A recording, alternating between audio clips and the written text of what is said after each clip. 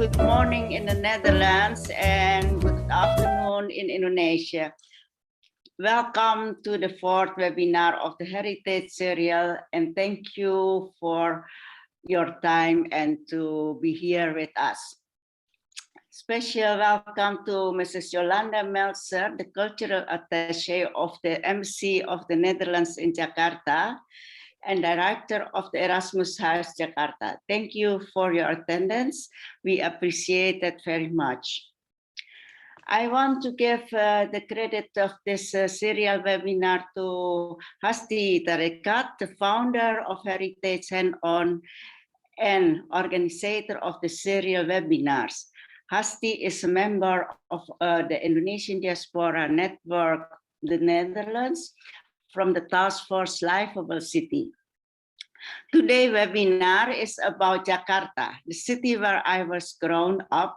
So I'm very curious about this webinar. So let's begin, and I give the screen back to Mbak Hasti. Thank you. Thank you, Ibu Lani, for the opening. And thank you also to all participants from the Netherlands, from other countries, and also from Indonesia. And welcome friends and colleagues from both countries. I saw some friends from museums and from Stichting Tongtong also are now welcome. And Francine from Museum Volkenkunde in Leiden and many more. Maybe we can have direct discussions later.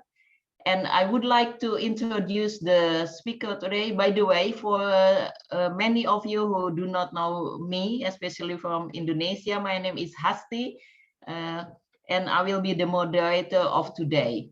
And our speaker of today is Jacob Gatot. He is an architect, but also the driver behind some restoration projects in Jakarta. And then he will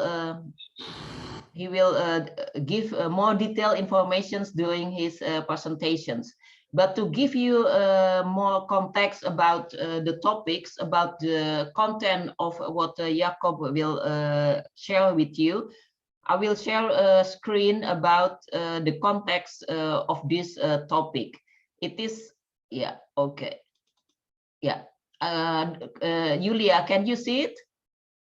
Not yet. Okay, Not now yet. I can see it. Yeah? Thank you. Okay. Okay. So the context about built heritage assets in Indonesia, that's including the two buildings that Jacob will share with us, is belong to the state companies. So state companies in Indonesia actually very powerful because they own all built heritage assets all in the strategic industry. It is 13 sectors of industries and about 154 companies in strategic sectors. And each company has a lot of assets, not only one or two. Like last month, we discussed, for example, with the company of the state's plantations, state-owned companies. And today we are going to listen to the stories about heritage assets of from the information and communication sectors. It is PT Pos Indonesia, or maybe in the Dutch period it's called PTT. And then from the sector of financial service, it's PT Pertjetakan Uang Negara Republik Indonesia, or in Indonesia PT Peruri. And then the state company work together with other parties, professionals, practitioners like Jacob, but also NGOs and universities. So in the context of public-private partnerships. And Indonesia and the Netherlands have cooperated in the field of public-private partnership for some years, as you see, from 2012 to 2016. The leading actors from the Netherlands is the Netherlands Agency for Cultural Heritage. So I also would like to welcome our friends. I saw Peter Timmer and Dan Lavis from RCA. Welcome to join these discussions, but also Stadsherstel Amsterdam, or in English it's called the City Restoration Company. Actually, all this program, either in Indonesia or in Netherlands, is actually to export the thoughts about the possibility that the PPP scheme can work. In Netherlands, one of the examples is the Stadsherstel model that has been surviving for almost 60 years and making profit. So the intention is that heritage conservation should be profitable, profit center, not cost center. Yeah, Mas Jacob, that is one of the notations for the discussions later. And then if you are interested to read about the result of the cooperations, you can go to the websites of the RCE, and they have special sections about publications, and all of the reports are also made in English. So that is the context of the discussions of today. And now I welcome Jacob to share his projects, please. Okay, hello, Bu Asti, Bu Lani, and other participants here. Selamat sore semua. Okay, can I get a share screen now? Oh, yeah.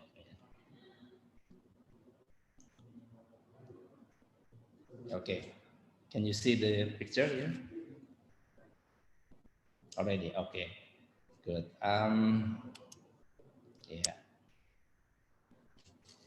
Yeah, I think before I start, I think I have to make a disclaimer that my English is not so fluent, so mohon maklum gitu ya. And this is not an academic discussion, so it's very what you say, it's architect's language maybe, but I'm not also either talking about the design aspects. So. Okay, let's just start. Oh. Sorry.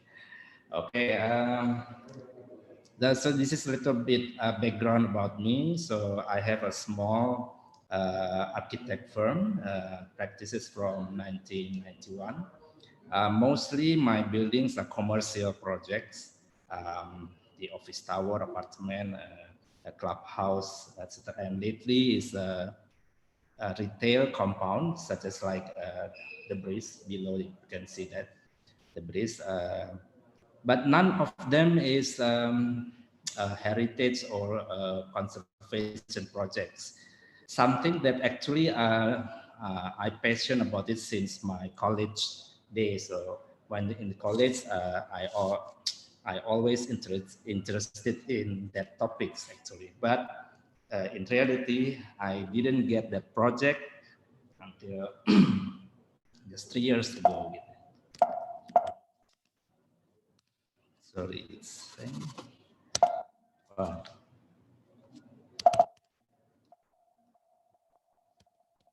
Wah, halo, Basti?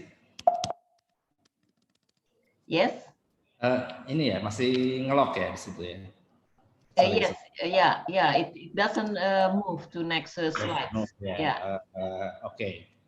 Better. Now, yes. Yeah, okay, already. Now it's okay. Yeah. This is also a little bit background about me. So, I had some experience in Bali, set up and manage creative space in Seminyak. It's called Rumah Seminyak, and here in Rumah Seminyak I learned a lot about communities, about collaborations, because this experience is, I think, is a valuable asset for me, because later on when I started with friends making these blocks and blocks, etc., this is really helpful to understand our user, the space user. Yeah? So with this experience, it helps a lot. Sorry, ini maybe it's about the internet. no, sorry. No? Okay, now it's moved. Yeah, it seems.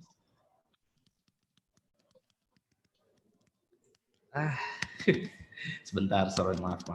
Yeah. Yeah, now it's moved. It just takes times. Yeah, maybe Just take times. Yeah. Maybe the Wi-Fi here is not really good, I think. Yeah. Okay, here is a glance about revitalization projects in Jakarta. It's about the heritage or colonial buildings. Mostly, it's from the Dutch era at that time in the 17th or 18th century or 19th early century.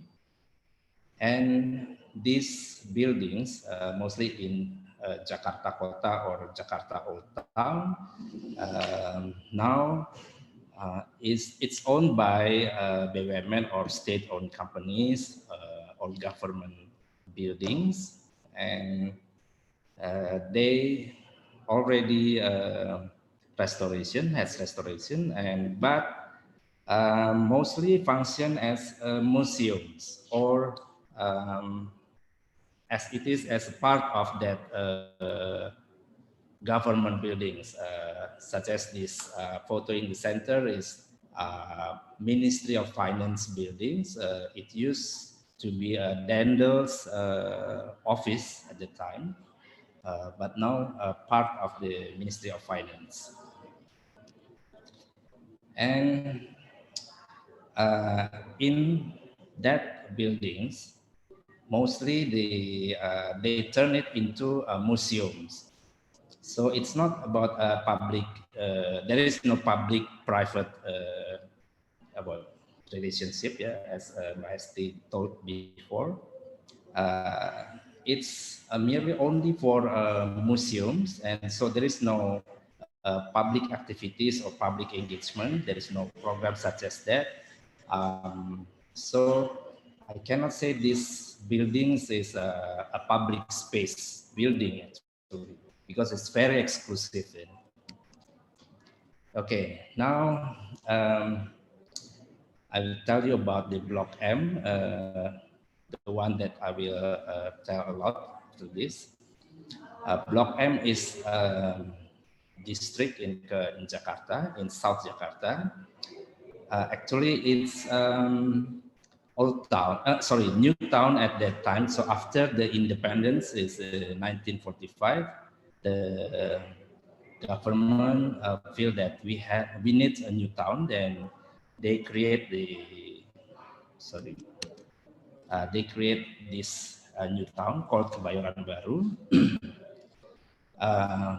Maybe for your information, the new town at Dutch colonial at that time always designed by the Dutch architects such as Thomas Karsten, etc. But after independence, the government asked Indonesian architect at the time, Pak Muhammad Susilo, to do a master planning of a new town called Kebayoran Baru. So in that center, this Kebayoran Baru is divided into blocks A, B, C, etc. And at the center, that yellow one is the Block M area. And in the center of the Block M is the Peruri land. So Peruri is built for money printing or build or notes company, state company. So because that nature, the building is very, what to say, very close there, not not open to public. So there is a high wall in the side of the compound. So at that time, even for Jakarta people, they not realize that this building exists because the nature of the company. Outside of the Peruri, so the neighborhood of the Peruri is actually Blok M is known as tempat gaul itu apa ya? Tempat gaul apa Bu Asti? Yeah, it's a hotspot. Yeah. Yeah, hotspot for the youngsters. It's very popular in the 1980s. So mostly youngsters gathered or play here, but it has deteriorated since since mall buildings are spreading out in Jakarta. So young people go to malls for socializing. So Block M area is deteriorating at the time. So when we offered by Peruri to activate these abandoned buildings, actually both the surrounding or the Peruri building itself is a very in a poor condition.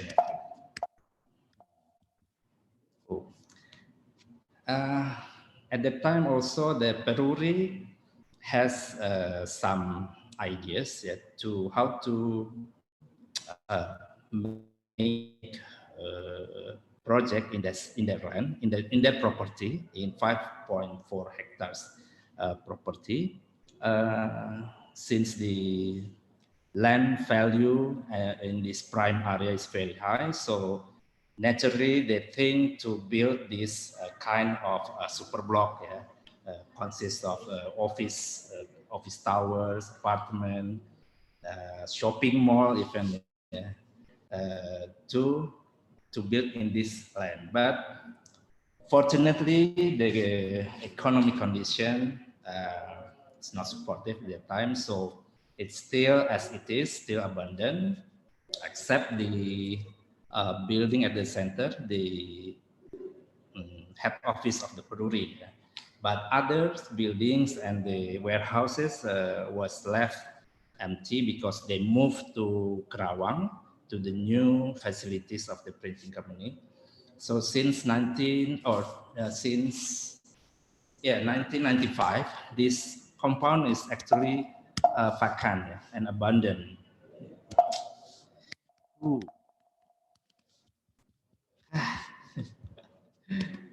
Sorry.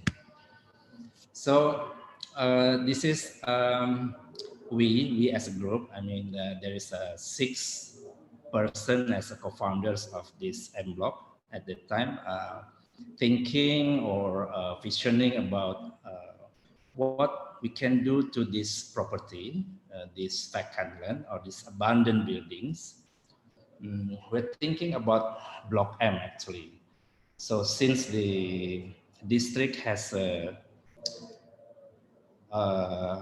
the music culture at the time in the 80s, the Block M is very popular with its music culture. So we want to revive it as a music hub again. So we found the name MBloc is M from music. So we're thinking about music block. So music will be the main programs and will be function as a generator or crowd puller to the youth. So it's also can attract other creative industry people to come and play here.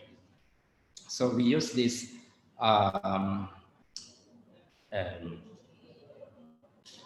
housing of left abandoned we use the 16 units of the compound, and we turn it into the creative hub. So, and also actually other than music, the M is can refer to Melawai as the location, and the millennials as the target market, the makers for the creative people, and money. I mean, money here is that we aim that it's used as a money printing company. Then now we can make it again as a we can generate money in other form. And the important thing, I think, is movement. Yeah, movement. What we can proud about this place is we don't have parking space. 3 years ago, when we get this idea, people tell us that I think we are crazy enough, because Jakarta people very depend with their cars. So, but we don't provide parking spaces for them. So it could be at the time when we open, it's very it's very shocking for the Jakarta peoples, because there is no parking space. So we call it movement, good movement.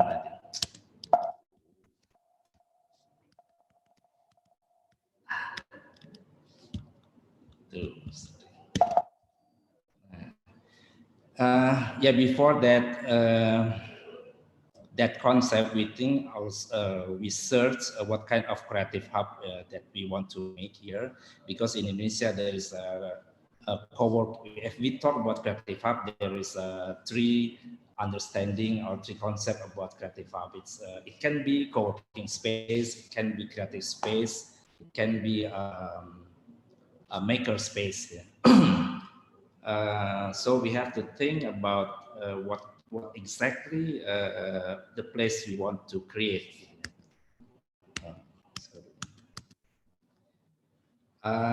This is the process of the renovation of the buildings of the compound, such as this in this picture.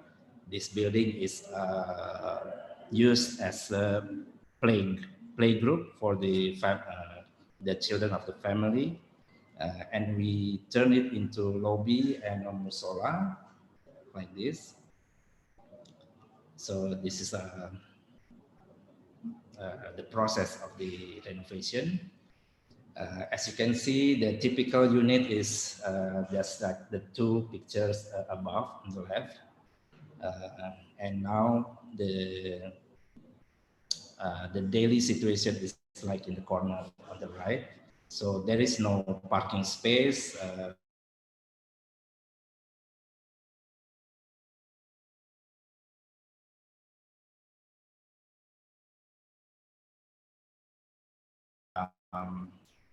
Felt very happy because they need this kind of experience. And of course, there is more. More has also pedestrian, indoor pedestrian, but not this kind of pedestrian they can find in Jakarta at the time. This is one of the warehouse in the back. We turn it as the concert hall. So this is the consequences as a music hub, or music as a crowd puller. So we make it very serious about the acoustic sound system, lighting, etc. And our investment also has the biggest part in this building. The other buildings we do really minimum intervention, but in this concert hall we do a lot renovation. This is another another warehouse. What we change here is only to make a skylight in the center, because it's very dark. It's very the ceiling is very stressful for me. So as a restaurant and bar, I think we need a skylight here to as a center of the activation. Yeah. This is in other part of the compound of the area. The abandoned Branhang or the alley before and after, as you can see in the below there, and this is the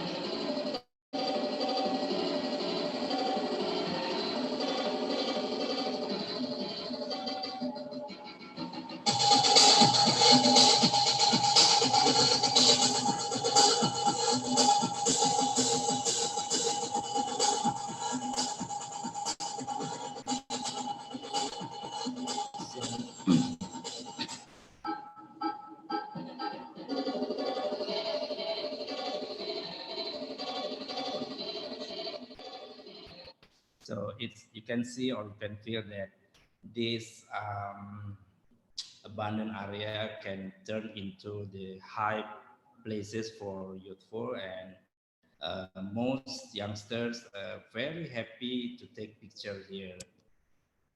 Something that again new for Jakarta at that time.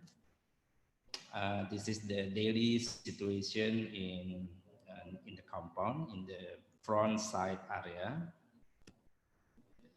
And another movement that we make, that is we would like to support or empowering the local brands. So there is no foreign brand here, even though they they registered or asking to open the space here, but we are very strict with our concept that this is as a local talent show or a showcasing. So every brand here is a local and by millennials at the time. So we are very proud about this, and later on the government also very supporting this idea, because in the mall or in the other commercial building, or say mall, this local brand has no place, and the management of malls avoiding these local brands. They are very proud or make a red carpet for a global brand, but not for a local brand. Here, what I do as an architect, so we make a design guideline, what can or cannot do as a tenant, what you can do or not do, even the sign system or the sewage system, we make the guideline. This is the daily situation. Also, this left picture is the front, the main facade. That is the lobby that I mentioned before. Now, what MBloc is so special, I think this activities, this kind of activities, they're like discussion, lecturing, and it's almost happen almost every day, or at least 3 times a week. There are so many activities like this, and it's free for the public, except for the concert hall. Yeah. And many communities use this place to gather within their communities or to make a dialogue with other communities. So I think this is the soul of the MBloc that no other place have. So it's genius logic for MBloc. This is also.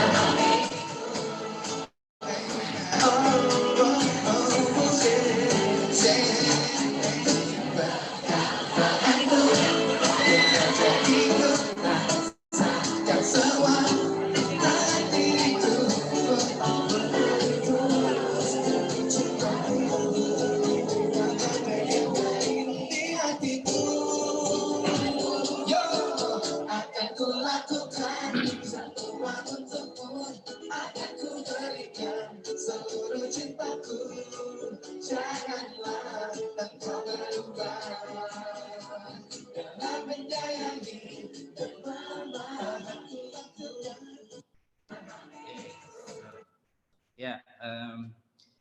what I'd like to show you is how we always experience with the spaces that we don't think it can before, but the users, I mean, this the tenant of this cafe or even the musician has the idea to propose us that why don't we make a concert in the balcony? So at that time we think, are you sure? Who will see your show? But as you can see, it's the public very enthusiastic about this. And again, this is one of the soul of this MBloc. MBloc. Here is another warehouse. At the time, they only left it like in the left picture. It's abandoned like that, and we make it as a creative hall. There is a creative hall behind this, and also this mini gallery, museum gallery, showing that old printing machines, mainly from Europe, as so people can have connected to feel that this building was a printing company, because millennials or Gen Z don't have clue that this building was a printing company or brewery. They always ask, what is brewery? Even they don't know what is brewery. This creative hall also function as a art hall and many activities here. Okay, the latest one, another warehouse. So we have 4 warehouses. This one is the latest. The left picture is the before and the right one is after. So this is not kind of groceries here in Jakarta, because again our movement is to empowering the UKM or local small business owner. Mostly 70 or 80% of the products here are from the UKM or local small business, whom they don't get placed in the ordinary supermarkets outside there. So it's also make a surprise for government, because actually this is it's their job actually to provide this kind of place, but we did it and it surprised them, and yeah, they respect us because we want to do this kind of thing, to empowering the UKM. So there are 5,000 SKU or items in this place, and mostly it's from the local small businesses from all over Indonesia. So this is also surprised us, because young people come to this place not only for grocery shopping, but they very sangat niat ya untuk to dress up like this or take photos. Fascinated, yeah.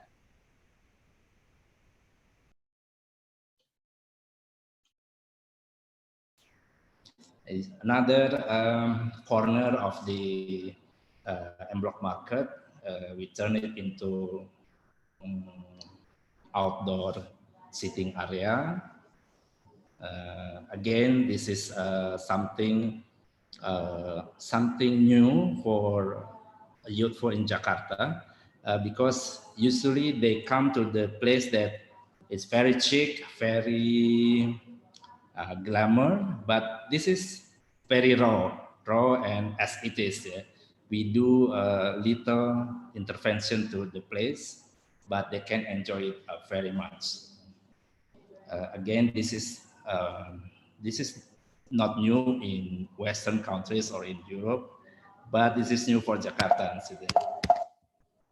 So, now, sorry. So after MBloc, another public company, state-owned company, Pos Telegraph Company, offering us this building in Pasar Baru, at that time we know as Weltevreden. This is the new town to replace the Batavia at that time in the end of the 19th century. So Pasar Baru at that time also, as you can see at the black and white picture here, is very popular, not only for Jakartans, but also until Southeast Asia, I think. And the building on the right side is the PT Pos building. They also, they already vacant that building because Pos services, as we know, it's very, decreasing, and they move into the new building behind of this. So it has been vacant for 3 years, and we make proposal like this, how to connect this this post office building that built in 1913 and with architect Johan van Hoytema, how to connect this post building with Pasar Baru in front of this building. Oh. Yeah, this is the proposal, and the right picture in the right down there is after we just almost finished this renovation. We test the lighting at the time, and this is the daily situation of the Pos Bloc. Again, the concept is the same with the MBloc, but the building, of course, is different. And as you can see here, it's very more classy, I think, compared to MBloc. That is the main hall in the center. And on the right and left side of the main hall, we turn it into shops, creative shops, and the F&B shops is outside of this main hall. So this is the daily situation again, that we are very welcoming the community, because community who will use this building, our soul is depend on them actually. Here is some example of the activities. So after that, two places in Jakarta, MBloc and Pos Bloc is becoming, you can say, a media darling, because almost every day and every media feel that they have to make news about MBloc or Pos Bloc. Meanwhile, we can see that this is the precedent of how public means or needs these livable public spaces. So after after Jakarta, at that time now we are in the progress of doing the other blocks in Surabaya called Pos Bloc Surabaya. Again, we use the empty post office, such as like this. This is the steel proposals.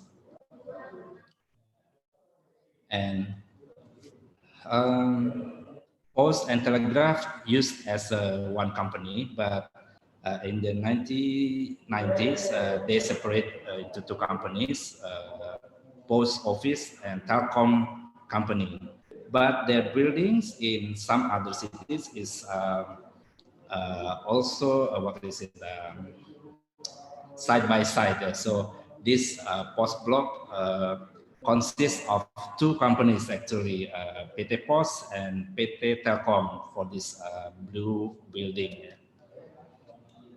Another one is in Yogyakarta. It's just opened 2 months ago.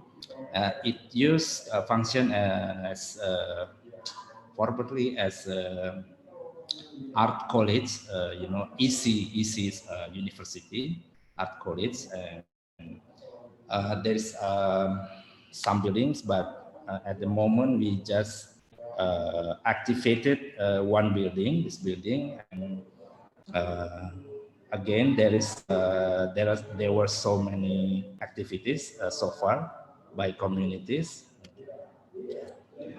And also next year we will do this Pos Bloc Medan as the same concept with the other blocks. And this post office in Medan is, I think, it's the most beautiful post office in Indonesia. As you can see, this rotunda below that is very beautiful. But I have to say this. It's sad actually, because these sacred places, when in the evening, you know what this is, they turn it into badminton court in these rotunda places. Can you imagine it? So because they have no idea what kind of building this is, so they just assume this is just another empty space. You can imagine this badminton court in this great rotunda. Also next year we will have another interesting project. It's called Fabric Block in Padang. It used to be a zinc factory, and we will turn it to another block. Okay, as a closing, I think what we have been done so far, actually, we use this approach, a placemaking approach. Yeah, there are 4 elements here: sociability, access and linkage, comfort and image, and the most important thing, I think, is the uses and activities. As we already practices, we are very make a priority to communities, because they who can make interesting activities and turn it into a great place. This diagram is made by Project for Public Spaces. You can browsing it on the internet. So this is actually the resume of what we have done. I, as an architect in this group, still learning about this diagram, because what they say here is about the key attributes. What is the key attributes? What is the intangible elements, and what is we can measure elements, etc. You can learn about this if you're interested. So, but this diagram is my Bible. You can say like that. Okay, I think meanwhile we can stop here. Thank you. But yeah, thank you, Jacob, for sharing with us. I think before I give the floor to the discussions with the audience, I would like to ask you one thing only. Please share us the problems and the challenges in doing all of this. Sorry. So far, Yeah. could you tell us about challenges, challenge and problems that, yeah. Yeah, challenge and problems. The challenge is now after MBloc, other state-owned companies can see the example, the precedent or the proven of how we can make abandoned building as something that is useful and make happy for everyone, make a good business also. But at that time, they don't have clue. Even now, some companies, for example, the post companies, the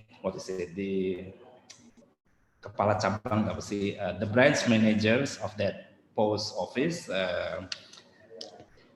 they at the first time they don't really welcome us because they don't know what can you make about this ugly building. For them maybe this is ugly building, I mean old buildings, but after we can prove that a Pos Bloc in Pasar Baru, now it turned out that they now welcoming us very happy and very proud, and now they chasing us or challenge us to do the same thing in their offices, in their post offices.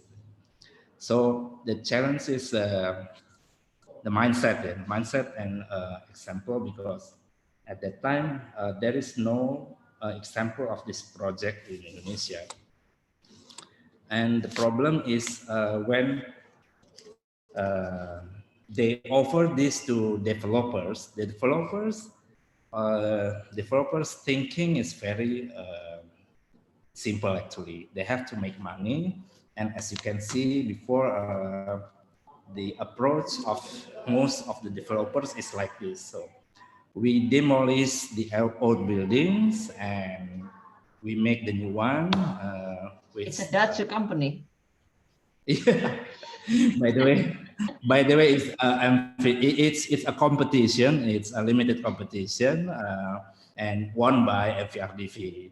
I also admire this FVRDV company, but yeah, again, this is a developer concept. So most companies, most state-owned company thinking like this, because at that time there is no example of this project at that time. I think that's the challenge at the time, but now it's easier. Oh, thank you. Yeah, probably the problems and challenges we will hear more during the discussions. And I know that some friends and colleagues from the Netherlands here also try to export understandings about what or to share understanding about the real conservations. For example, like Pauline van Roosmalen, I think 15 years ago, you wrote article in the Compass that conservation doesn't mean always turning to museums. Would you like to say briefly about that, Pauline? Thank you, Hasi. And thank you, Jacob, for your amazing presentation. I was unaware because of the situation worldwide. I've not been able to visit Jakarta recently, but I'll definitely visit MBloc. Okay. I applaud you for resisting the temptation to build something that we're actually looking at right now, which at the time when it was presented, I was basically in shock. But yes, because what you're doing is also very much in line of what the article Hasti refers to, which was called Lagi-Lagi Museum, which was published in Kompas almost 20 years ago. And the reason for that was the development of Bank Indonesia turning its building into a museum, and then the building next door was turned into a museum, and then the other building was turned into a museum. And I said, well, why don't you make this more accessible for all people? Why don't you do schools? Why don't you do supermarkets in buildings like this? And that's exactly what you're suggesting. So I'm totally excited about your project. And I think this is the way to go. can I ask? Can I make 2 remarks though? Yes, please. Yeah. One is a small correction about your introduction about Block M. I think it's wonderful you perceive this as an independent planning project, the Kebayoran Baru, but Kebayoran Baru was actually conceived as a concept by Dutch planners. This was after 45, but the Dutch sort of thought we're still in control of Jakarta / Batavia, and so they actually planned this, but Susilo was the leading planner together with Jack Thijssen. So this is just a small correction. Oh, thank you. Colin. Thank you for the question. Okay. And the other thing is, I'm curious how you, because you work from this particular concept, but surely every location requires specific modifications to your plan. So is your plan always not provide more parking space, for example, which is always a big issue in the Netherlands. There's always a certain number of parking spaces you need, but in MBloc you managed to not give in to that pressure. But I can sort of see how in different areas this is going to be different. So how do you deal with specific local requirements in relation to this specific concept that you use? Thank you. Okay. Yes, thank you. Thank you, Pauline. And thank you to all of you who have shared questions in the chat. I have seen all of that. And we will address your questions. If it's not in the discussions online, we always have a chance to contact Jacob directly by email later. And all the materials, including PowerPoints, will be also in the Google Classrooms, accessible for everyone. Thank you, Pauline. And I would like to invite, I would like to thank Peter Thieme and Dan Lavis from RCE, who actually involved in the PPP cooperations with Indonesia. Would you like to give some comments, Peter or Dan, please?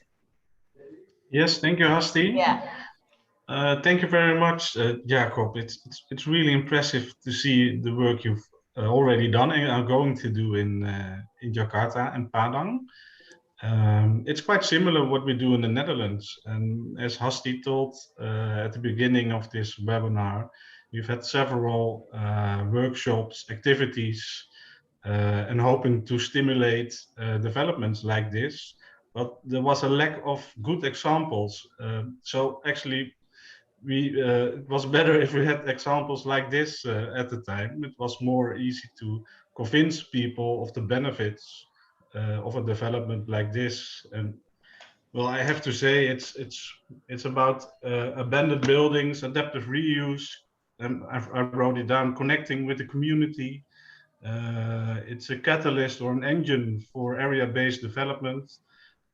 It's a community development, and I really like the local small businesses you incorporated in Block M, because I think that has added value.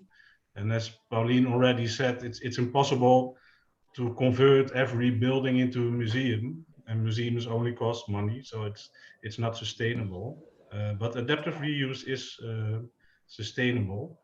And I've got one question, because these are such beautiful projects, but how do you organize it? How do you finance them? And is it a private party or public party? I'm very curious about that. Okay. Yeah, thank you, Peter. So we form a company, private company, and when we do this one block projects, we invite investors actually. So we use money from the investors. So we make a new company with that investors to make this happen.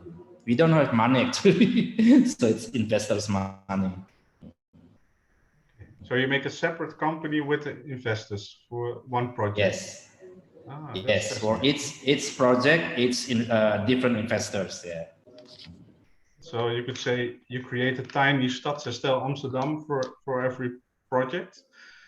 And that you could say that's a PPP. Yeah. That's I Yeah, think yeah. we still to introduce Jacob to city restorations company model one day. We will I think that's a good idea. keep in touch with you, Jacob. Dan, would you like to say something? Dan, Yeah, I would. From RCE. Yeah. Yes, I would like to thank Jacob for the beautiful presentation. And I was also very impressed by all the images that we've seen. And also something which stuck out for me is that you very much laid focus on the genus loci and the atmosphere. And sometimes in the Netherlands, I think we do a lot of analysis on the building history. And in some cases, even we forget to see what is the atmosphere of the place and how can we preserve this.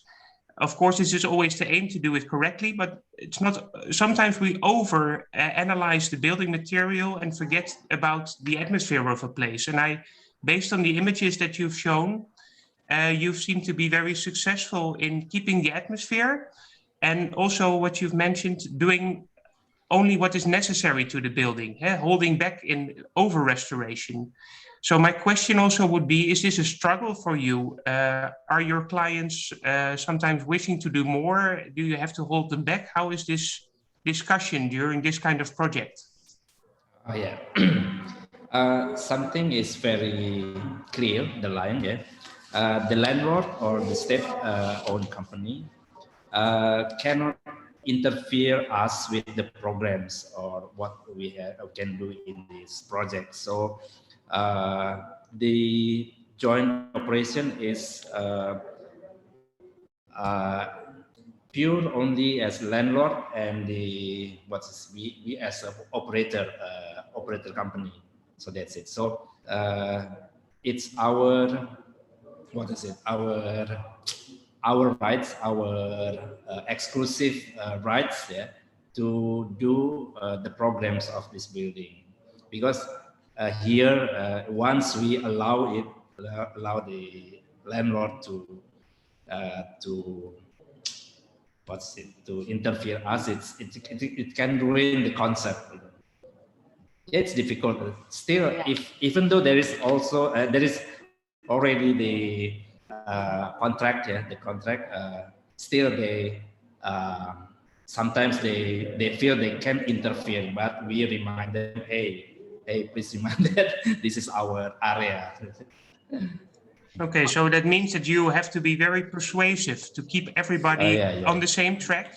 If you have a big project on this scale and to have all these landlords and investors, and still you seem to be able to keep everybody on the same track, to be very holding back on over restoration.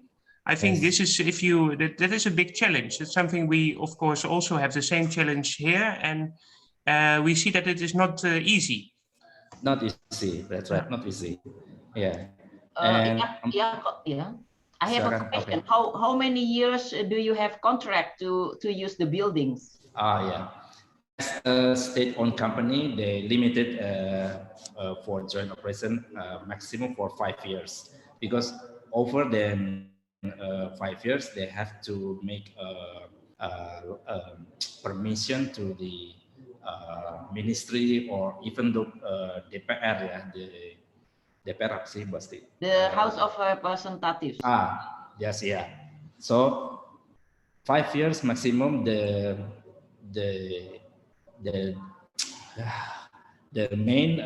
president director of the BUMN company can make a decision, so it's easier for them.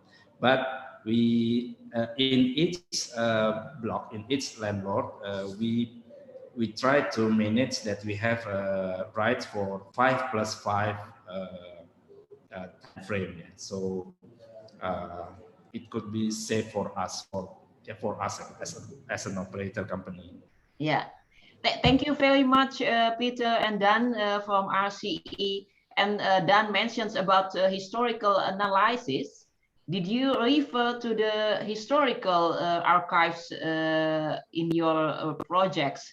Because we also have Johan van Langen from National Archive here join us the discussions. So probably it's also good to learn do you have a historical analysis in your projects for the buildings? Oh, it's asking for me? Yes. Yeah. So, okay. Yeah.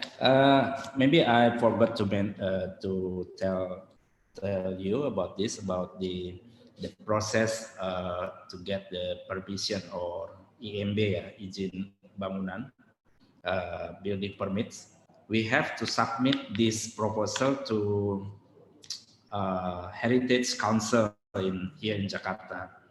There is a tim sidang pemugaran, what you call it, tim sidang pemugaran, Heritage Council renovation project. We have to submit the proposal and we have to make a presentation until 4 or 5 times and submit the document of MBloc space. It could be 500 pages.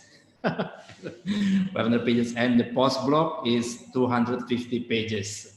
Can you imagine that? So we have to redraw because there is no existing drawing. We have to redraw it and we have to measure again, and each part of that building we have to documentize it, and we have to say that this window we will make like this, etc., etc. Okay, thank you very much. So I think Kit Gon, I hope I pronounce your name well. I think your questions are answered about the owners of the buildings are the state companies. Actually, we mentioned it at the beginning. Kit Gon, are you okay? Do you want to, yeah? And yes, that's fine. Yes, so the buildings are actually owned by the state government. Is that right? Yeah, that's right. All of them, and you actually apply through them to get permission to redevelop them as a historical restoration project. Is that correct? Yes, but all of the examples that I showed you before, mostly owned by state company or government company, but not in Padang. In Padang, it's private company. Padang is ex-zinc factory, fabric. Yeah, it's owned by private company. Thank you. Arnoud, do you have questions? Would you like to say it directly? It would be nice to get to know also for Jacob. Arnoud, the questions for Arnoud is, how about the rents in MBloc? Are they affordable or subsidized for small entrepreneurs? Thank you, Hasti. Yeah, please. For doing my question. Yeah, no, please go ahead. Say to Jacob directly. So it's nice for Jacob also to learn about you. Jacob. I got lost just now. Okay. Jacob, I was wondering whether the rents for MBloc for the small entrepreneurs are affordable or are they subsidized? Yeah, this is interesting. So we don't do a renting system, but what we do is we make a revenue sharing system. So between 3 parties, we as the operator and landlord and the tenants, we can see or we use the same POS, point of sale is the machines. We can control it together. So it's very open. The revenue sharing is from tenant to us is sekian percent, and from us to the landlord is X%. So everybody knows about it. So that's it. So there is no subsidy? No subsidy. No. Yeah. Thank you. Profitable so far? Yeah. Thank you. So far, yeah. Except when we get locked down because the pandemic. Yeah. Okay. Thank you, Arnoud. Kurnia Nur Aziza, would you like to say directly, please?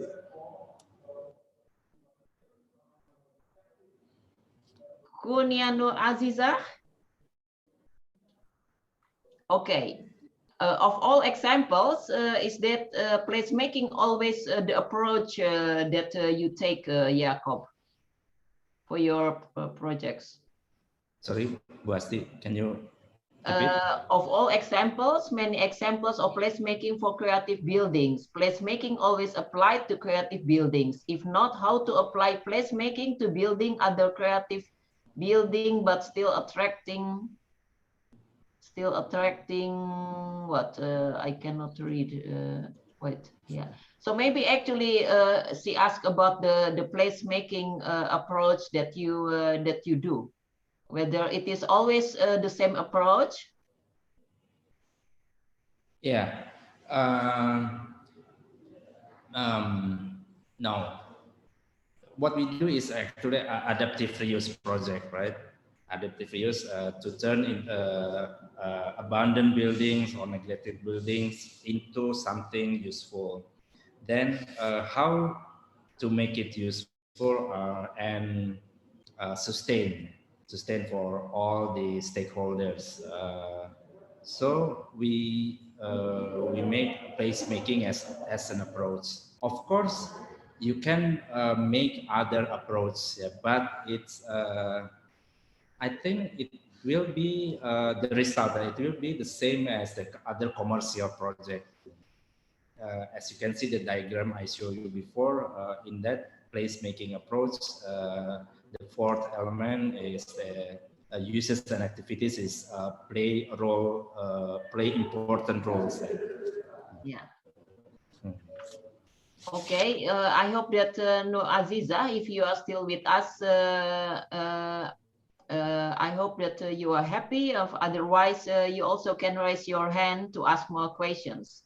And the next question is from Pia Arinta, is who financed the revitalizations and the constructions of your projects? The owners or for physical constructions, I think? I think it's already answered, but yeah, I can answer it again. The landlord have an obligation to make a basic restoration. So we as an operator can make a future renovation.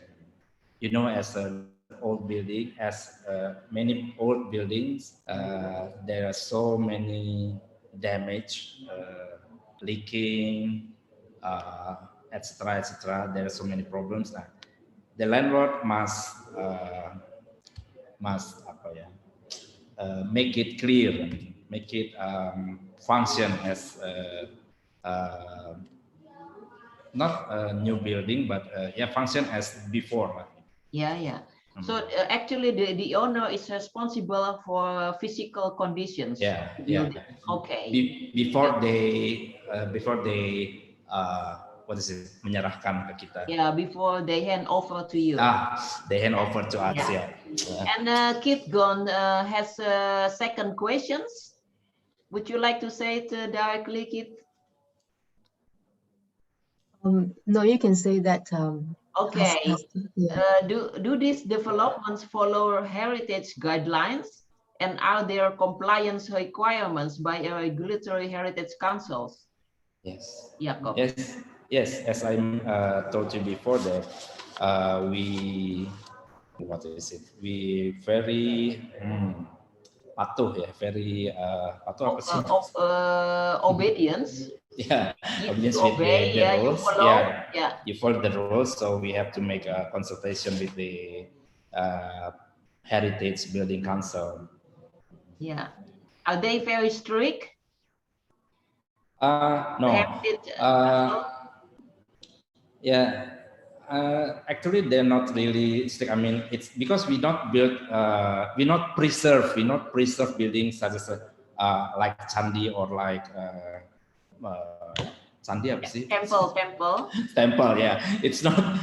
We don't make a temple so that we have to preserve like Borobudur. So they know that we make an effort to make a building sustain. So we have to make some changes because the function, and they understand about it. as long as we can explain to them why we need to open this wall to make a new window because blah blah blah blah blah, etc. Yeah, you have arguments. You Argument, have, we have to arguments. argument. Yeah. But from all your projects, how many buildings are protected historical buildings already? I know that the post office in Medan is protected as a historical building. All the post office projects in Jakarta, Surabaya, Medan are registered as heritage building A class I, the top class. So we have to design it very carefully. Yes, it's classified as a building. It's very strict actually. Thank you. Hafizuddin Harun from Malaysia. Would you like to say directly, Hafizuddin Harun? It's okay because I'm driving at the moment. Yes. I'm driving I will read your questions. Yeah. Yes. Right. Be careful with your driving. Yeah. Hi, Pak Yaakob. Hafiz from Malaysia. I would like to ask what tools that you use for most of your projects to understand the ecology of the place. As in placemaking, it's supposed to look into the economic, environment, and social. The tools? Yeah. The tools? Yeah, the tools of placemaking. Okay. The placemaking guideline I use is I have shown it to you the diagram from people public places. The other tools, I think, as an architect, we know how to design the building. We are not talking about heritage building only, but as there is general principle about designing, such as how we can make a room convenience. Do we need air conditioning or not? Because there is consequences of its options. Its example from that two places is very interesting. In MBloc, we use air conditioning with ducting system, central system, and it costs a lot of us because the surrounding area it's not encourage, it's not apa sih mendukung ya. Support.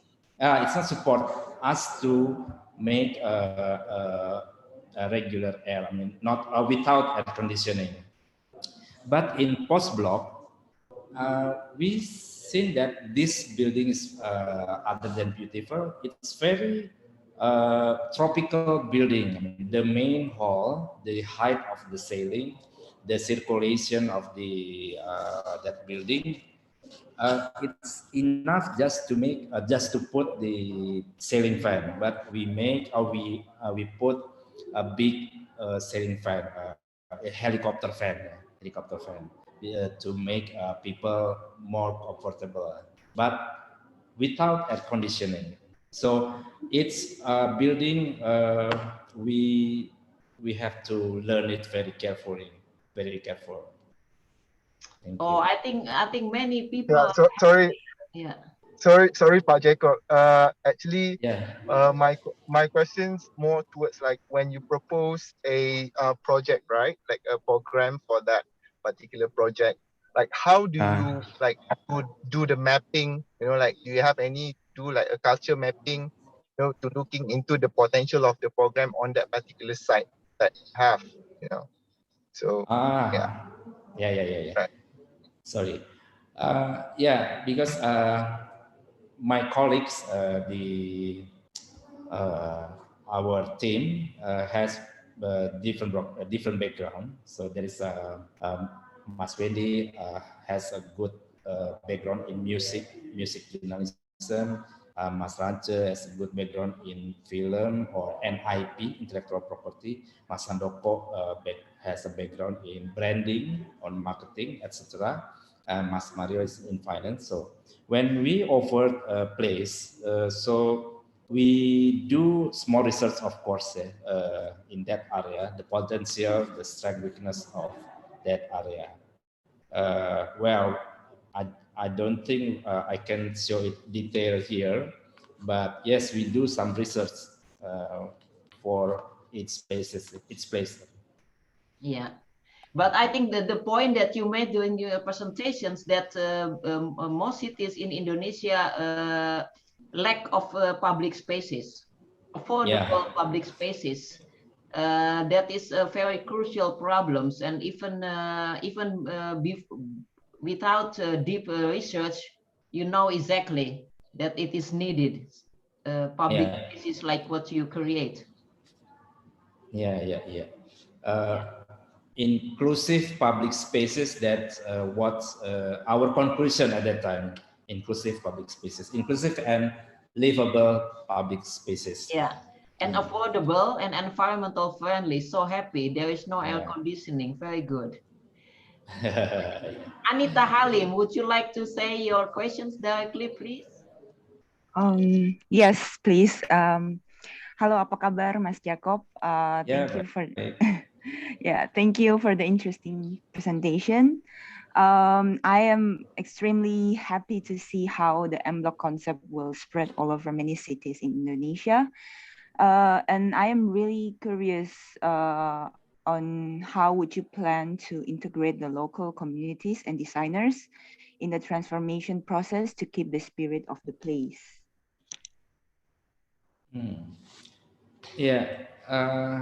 This is also interesting for me as an architect.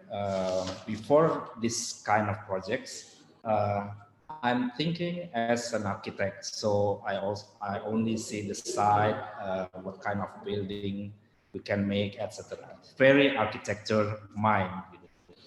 But now in this kind of projects, when I go to Padang, okay, of course I see the building, but after that, I meet some of the local communities, creative communities, architects or musician, poetry, artists, etc.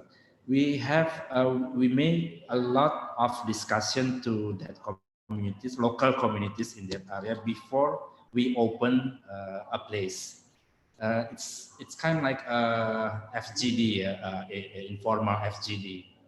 So we made a dialogue with them, and since that point, even before we restore the building, the communities feeling that they are invited to this project.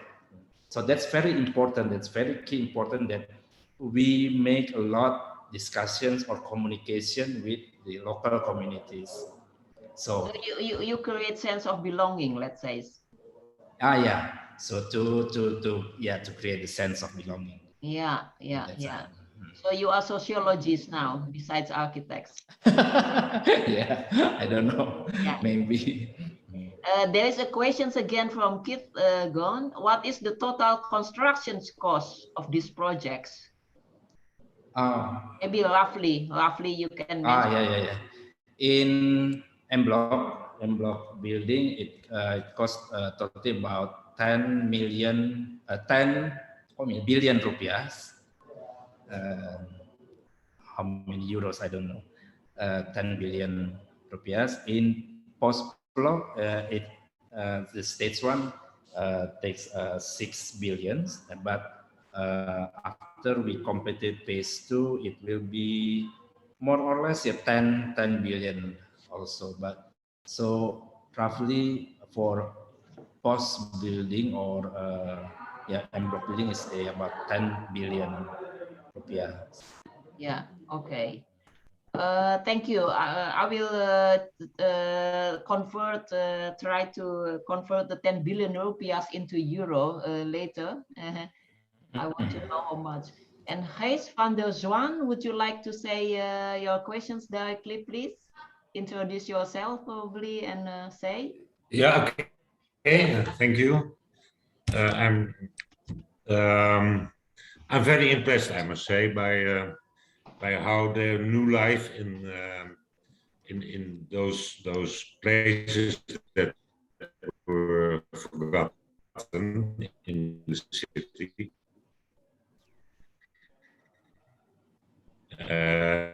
You make it really attend there and who go there. You do also with Pos, and Pos is has many buildings and city centers here in Indonesia. Beautiful buildings, but nothing happened inside. Yeah, maybe some table tennis or selling stamps. So that's a waste of city space. And I hope you are also able to get them alive again. My question is, with Pos, of course they own the buildings. Do they ask some profits about the new exploitation? And is there also, because the heritage buildings also ask a lot for maintenance, a lot of money. Is that part of your assignment for Pos to take care of that, or they just pay all by themselves? Okay. So it's about the financial situation, financial scheme between operator and the landlord, right? Yeah. So when we propose the financial business plan,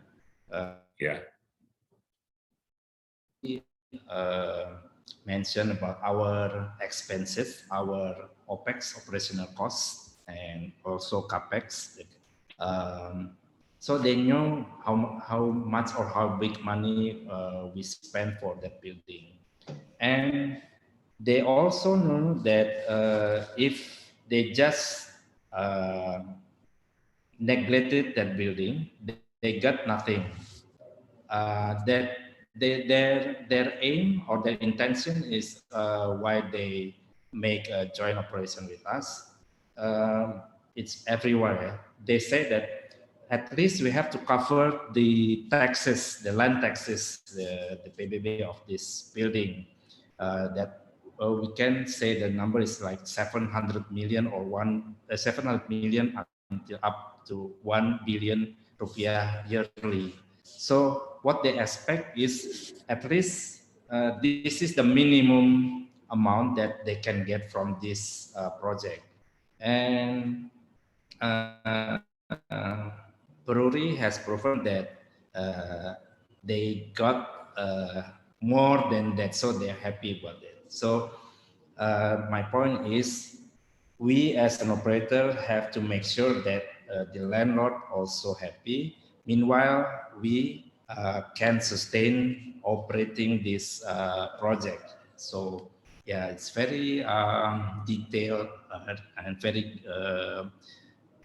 careful calculation about this financial. But yes, we think business about this. Yeah. Thank you. Guys, are you happy? Yeah, the answer is sufficient for you? Yeah. Yes, thank you very much. Thank you. Yeah, no, it's a very good lessons for conservation's movement in Indonesia, that heritage projects should be profit center, not cost center. So I think you are one of the pioneers in this case, to show that heritage can be profitable. Yes, I would like to welcome Saula Supit from the Netherlands Embassy in Jakarta. Would you like to say your questions directly? Have you visited the MBloc or Pos Bloc, Saula? Yes, hello, good afternoon in, well, I think this is also afternoon here, or late afternoon here. Yes, I have had the privilege to visit the MBloc site, actually at when it was still being constructed. The son of the Dutch architect that designed the building, Maker, the Maker family? Yes, yes. Ah, yeah. Yeah. I also met them. Yeah, I met you and Pak Mario. Ah, yeah, and, Bu Salwa. yes. So yeah, it was a very nice visit, and I really enjoyed seeing well, the inside the brewery building itself, the old printing machines, and then we saw the project that you were working on, and yes, unfortunately, I haven't had the chance to visit the finished MBloc. Yeah. You have to visit, Bu. Yes. Yeah, I actually don't live that far away, but yeah, because of the pandemic, I'm restricting to where I go, but I will definitely visit it in the near future. Sometimes when I drive by, I see it very nice. And yeah, it's also very popular actually in the south of Jakarta. So I'm really looking forward to it. I had a question. You mentioned before that because of the regulations, you can get a 5-year contract, which is then extended by another 5 years, which then would make it 10 years. What happens after 10 years? Will the ownership then, or the operational the operating rights go back to the owners? Will then they manage it themselves, or will they maybe engage in a new cooperation with you and your organization? How will that be in the future? Thank you. Yeah, okay. So as you know, the BUMN, the private-owned company, has what is it? A system that the director is replacing for each term is 5 years. So, and every director has a different priority. Depends on the situation at the time. So it could be anything. The scenario maybe yes, they will still give us the rights to operate this their buildings, or maybe not. I don't know, because in MBloc, Block M or brewery case, the building actually it's not registered as a heritage building, as we know that employee housing is not a heritage building. But the heritage building is the main office in the center. So maybe after 10 years, when the situation is getting better, I mean, in terms of global economy or Indonesian economy, and they think that it's time to build their proposal. If you remember the Super Bloc proposal, because it will, of course, it will make them get a lot money, a lot than this, of course. So it could be anything. I don't know, Bu. Oh. Gitu. Yeah. But for Pos Bloc and its Pos building, I think no, they will not destroy the building, of course. But the joint operation can terminate after that period. Yes, but then again, yeah. Well, if they see how successful you are, hopefully they will keep the MBloc as it is. Yeah, hopefully, yeah. Yeah. Thank you, Pak Jacob. Not only the MBloc, but all the buildings that he exploits now. Yeah. Yes. Exploits. Because actually, no, exploitations doesn't have negative connotations. I tell you, because the city restorations company in Amsterdam has a special divisions. It's called exploitations of special buildings. Oh, really? And they are the money machines of the organizations. So exploitations, I know that in Bahasa Indonesia probably has a negative connotation. Negative, yeah. But no, in Netherlands it doesn't have a negative connotations in this case. Oh, I see. Thank you, Ibu Saula. And also thank you for the Saula. informations that about the money conversions. So your project in euro is about 600,000 euro. Yeah. Okay, yeah. thank you. It's yeah. And Pauline, you have next questions, please.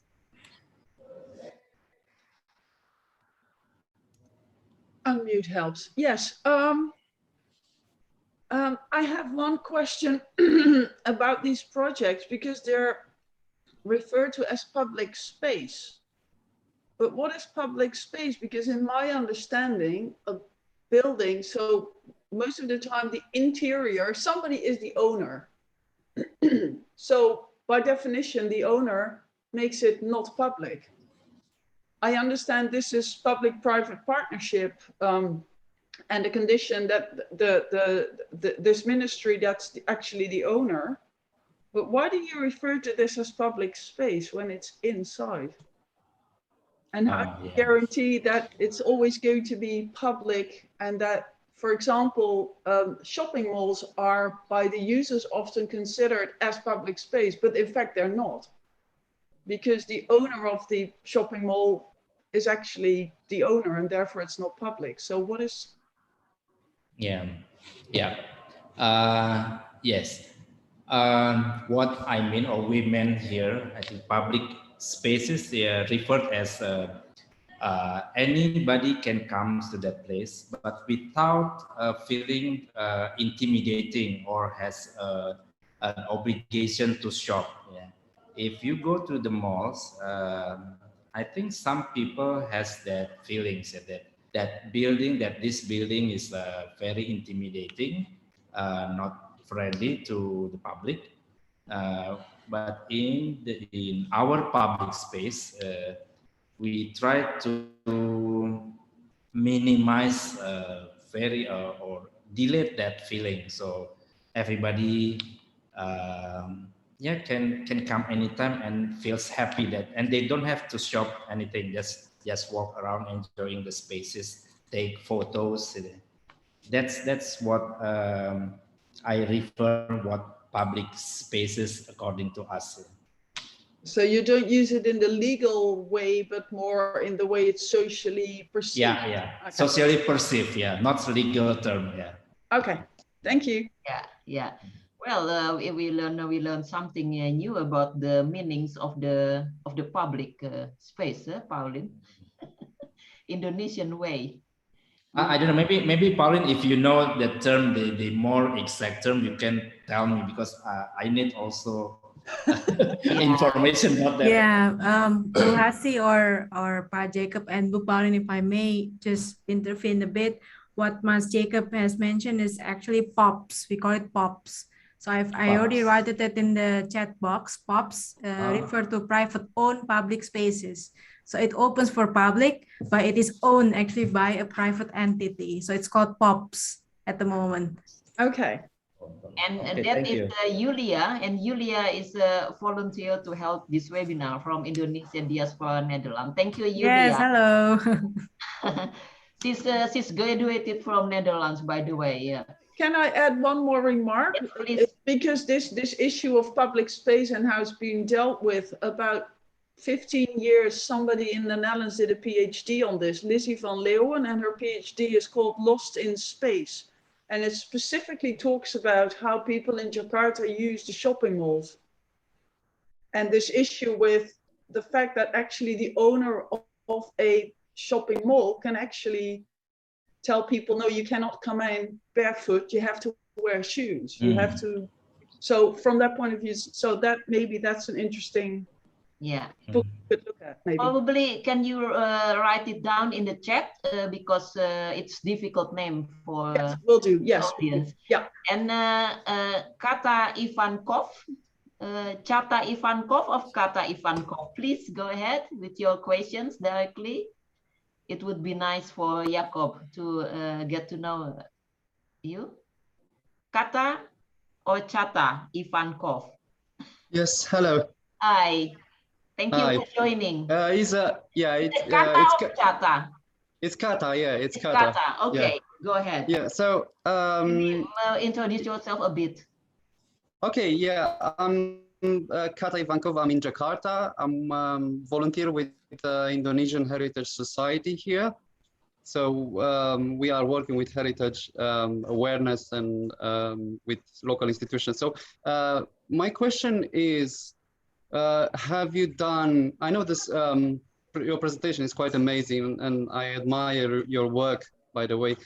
And I know most of the work you've done is for buildings that have been redeveloped or reused, yeah, for the public. But I wonder, have you done a risk analysis, an assessment for vulnerable heritage buildings? You know, buildings that are falling apart or you know, are on the brink of falling apart. You know, and I wanted to refer to something like buildings or heritage sites in Jakarta, for example, where I am now in Kota Tua, where are remnants of you know, VOC or Dutch warehouses, and even Batavia walls still standing, but not for long, and they need for desperate need for conservation. So I guess your project focuses on buildings that are still able to be reused. Is that right? Yes, it's right. Okay. Yeah, because technically speaking, the condition of the building when they offer to us, I think it's very important to analyze that condition. Yes, you are right. It's very dangerous if the construction is starting to falling apart. Yeah. So what we can say, this is happened in MBloc actually. In some part, the roof structure in some part is already dilapidated. Yeah, then we ask them to please rebuild this part so it will be safe for us, and they do it for us. Yeah. Okay, thank you. And thank you, Kata. Yeah. And for those of you who would like to download the PowerPoint, Julia has put the PowerPoint in the Google Classrooms, and the link is in the chat. Please go ahead. Yeah. Okay, and the next question is, yeah, it's about the POPs again. Oh yeah, and Pauline has also write down the books and the researchers' names, Jacob, in the chat. Lizzie van Leeuwen. Okay. Yeah. Okay, thank you. Julia, go ahead if you want to say something. No, I'm just going to say that we don't have other questions. So, yes. Yeah. And this is the link for the PowerPoint if you would like. And Jacob, probably can you write down your email on the chat? Yeah. So for those who want to have more contacts with you, send your email directly. Okay. Yeah. Okay. And while you are writing, I will announce that in December we will be off because the third week of December is close to the Christmas India vacations. And we will have a webinar again in January.